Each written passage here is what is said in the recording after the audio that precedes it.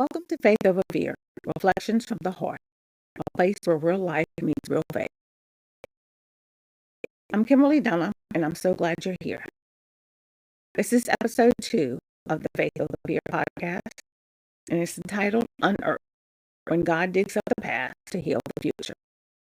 Each week here on the podcast, we're going to explore honest reflections from faith-filled encouragement and the everyday moments where God meets us right where we are.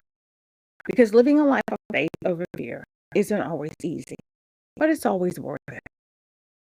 So let's walk this journey together. Today, I want to talk about something that's not easy, but it's necessary. It's tender, it's raw, and maybe, just maybe, it's exactly what you need to hear. This episode is personal. Have you ever found yourself in a waiting season where nothing is moving forward and everything feels suspended? That's where I've been. That's where I am. But I'm learning that the waiting isn't wasted. Sometimes it's where the real work begins. Not the work we do, but it's where God does some of his deepest work. So what do you do when purpose feels like a puzzle? I used to think purpose was a destination, something I could chase down and finally grasp with both hands. Something shiny, something solid and satisfying. But I've come to believe something different. Purpose isn't something we achieve. It's something God revealed. Not in the striving, but in the surrender. It's not something we build with our bare hands. It's something we uncover when God begins to gently and sometimes painfully dig up the hidden, broken pieces in our hearts. I've spent years asking the big questions. What is the meaning of life? Why am I here? What's my calling? Do I have a purpose? I've known people who've always seemed sure. Their gifts were affirmed early, their path lit brightly. But for me, it's been a long, wrestling match with the unknown. I never dreamed of climbing a corporate ladder or making a name for myself. As a child, I just wanted to be a mom. In middle school, I added detective to that because I love solving mysteries, following the clues, and making sense of the puzzle. Maybe that's why I've always had a heart for noticing the small details. Why I love to organize things. Why I love to create spaces that make people feel seen, safe, and valued. But even with that, the pieces of my own life never seem to fit.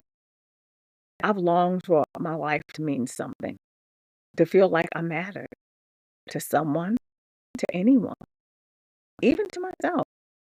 But instead, I've often felt invisible. Not depressed, not hopeless, just tired. Tired of searching, tired of waiting, tired of wondering if I'll ever feel like enough. What is enough? The digging hurts. And yet, God has me in this waiting season. One I didn't choose. One I fought against more than once. He told me to rest, to stop striving, to trust him. But I'll be honest, resting doesn't always feel like. But this time, instead of running, I'm learning to rest. Not the kind of rest that has you feeling peaceful and easy, but the kind that forces you to sit still with everything you've buried, the memories, the shame, the trauma, and yes, the fear. He's pruning, uprooting, exposing, and it hurts. It really hurts. I surrender to the process in prayer, daily coming before him with open hands. But with that surrender comes the flood, the rising tide of old wounds to the surface. The whispers of insignificance come loud and fast. The fear creeps in. The question that haunts so many of us, do I even matter? To people? To God? I remember the first time I believed that lie, that I didn't matter.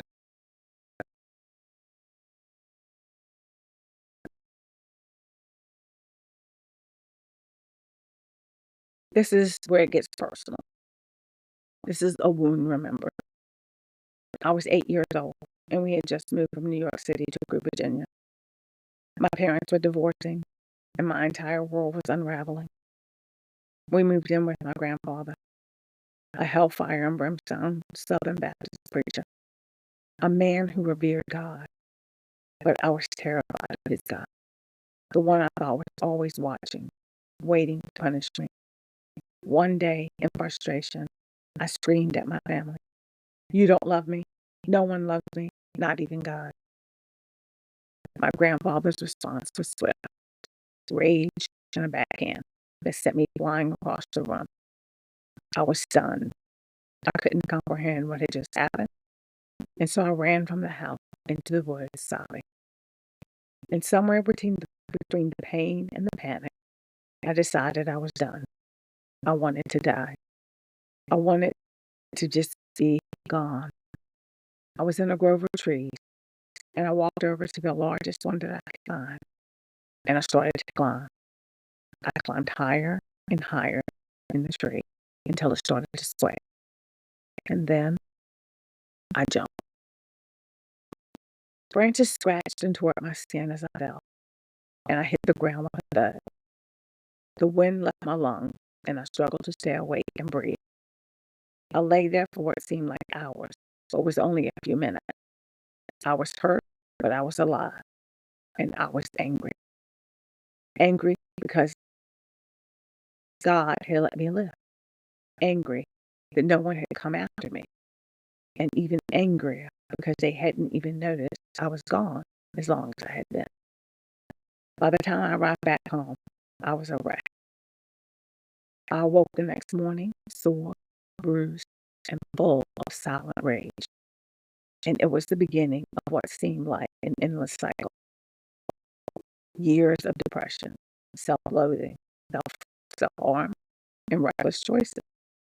Desperate attempts to feel something, anything, all while trying to numb the ache of being unseen, unwanted, unknown, and unloved.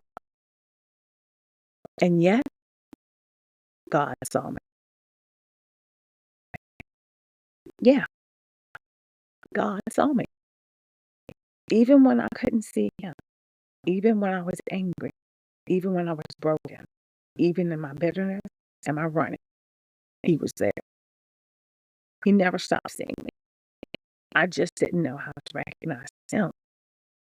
And now, in this quiet season, He's calling me back to that wounded girl, not to relive the pain, but to redeem it, to heal what has long been hidden.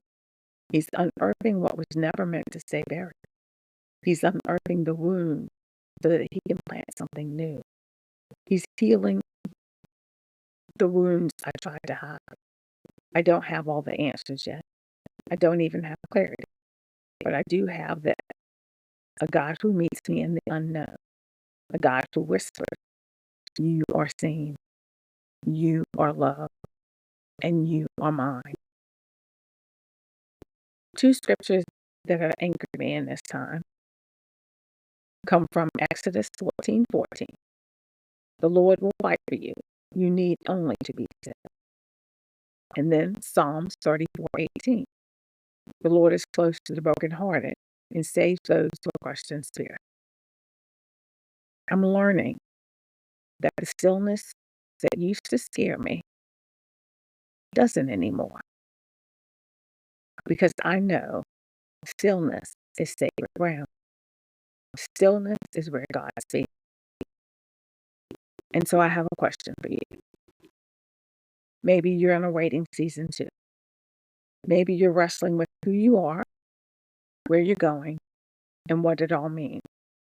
Maybe you've buried things so deep you've forgotten that they were there. Maybe you're tired of feeling unseen, tired of feeling like the pieces don't fit. But hear this, God sees you. He's unearthing what you thought was buried for good, because it was never meant to stay buried. He's breathing life into the places you've given up on. He's healing what you thought was too far gone, because with God, you are never too far gone. He knows every layer, every wound, Maybe whispered a prayer that you never dared to speak aloud. I want to ask you, what is God unearthing in your heart right now? What secrets, what hurts, what wounds, what thoughts that have kept you in the dark? What is He inviting you to surrender to Him, to the light, so that He can heal? What burden is He inviting you to lay down, to let go, and let Him? No matter what it is or where you find yourself, know that you are not alone. Not in your question, not in your pain, not in your process. Not now, not ever. God is with you, and so am I. And I would love to hear your story. Feel free to comment on Substack, send the message, reach out however you can. Let's create space where healing begins together. Thank you for spending time with me today. If this episode spoke to you, please share it with someone who might need it. I hope you leave here encouraged, reminded that faith really does overcome fear. One small step, one surrendered heart at a time. Stay rooted in His Word, stay anchored in His love, and stay confident that God is working in every part of your story. Take care, my friend. Until we meet again, may you always choose faith over fear.